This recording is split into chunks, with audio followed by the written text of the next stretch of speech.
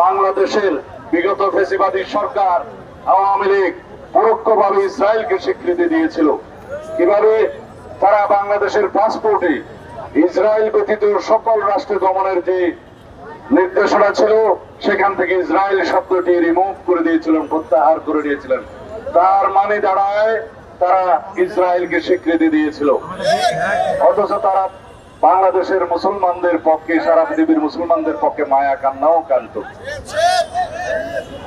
বাংলাদেশের বিরোধী রাজনৈতিক কর্মী এবং যারা ফ্যাসিবাদের বিরুদ্ধে আন্দোলন করেছে সকল গণতান্ত্রিক শক্তি, সামাজিক শক্তি সহ দেশের আপামর জনসাধারণের বিরুদ্ধে আড়ি পাতা যন্ত্রের মাধ্যমে যে নির্যাতনের তারা সূচনা করেছিলেন, সেই আড়ি পাতা যন্ত্র পেগাসাস স্পাইওয়ার সে ইসরায়েল থেকে তারা খরিদ করেছিল এই হাসিনা সরকার।